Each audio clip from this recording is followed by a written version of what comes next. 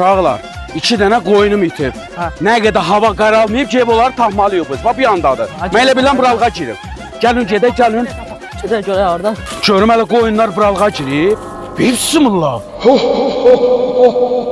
Uşaqlar, gördünüz onu? Kim bilirsən, yox. Ona bu mənə baxır. Orada heç nə yoxdur. Sən gözlə görsən, heç kim yoxdur orada. Amma mənə baxır, yəqin mənim gözümə görsən o. Yəqin gözləyirsən. Ha, nə, gəlin gedək. Gedək. Oy, qorxdum ya.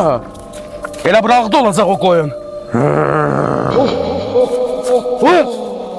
Uşaqlar, qulağıma səs gəldi, sizin. Mən də eşitdim, mən də eşitdim. Ay, o da o, həminki adam.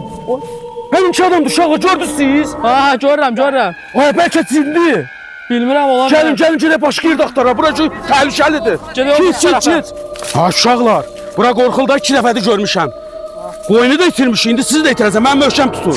Mən tutub eləmirəm, gördüm mən Ay, gələcəm. hər şey var burada, adamı götürüb apararlar. Mən qorxmuram, siz yerin gələcəm də, yox. Lazımam mən.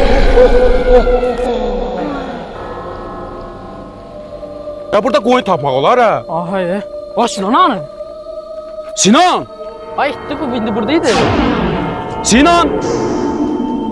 Sən oyna, bax mən bir yana. Yaxşı, Yaxşı, ehtiyatlı ol. Sinan! Sinan! Daha bu uşaq. Sinan!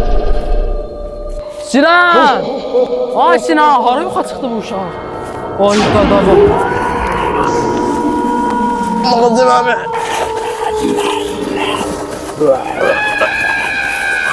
Ha, Hüseyin! Ha, Hüseyin de yoxa çıxdı, Sinan da. Ha, haradasınız? Ha, bu qoyun axtarmaq olmadı. Qoyun axtardım, uşaqları da itirdim. Hüseyin! Ay, bu meşə nə boyda da mən gəlib hara düşmüşəm. Uşaqlar da yox. Ay, yenə sən? Aha, gəlmə düşdün. Yaxınca. Sən məndən nə istəyirsən? Sən mənə lazımsan. Uşaqları neynədin? Yedim. Ay Allah, uşaqlar da getdi. İndi səni də yiyəcəm. Gəbirə. İndi mən də yemək istəyirəm. Ay Allah! Ay çək mənimlə! Ay çək! Ay millət, kömək edin! Ay Allah! Ay Allah! Ay Allah! Ay Allah!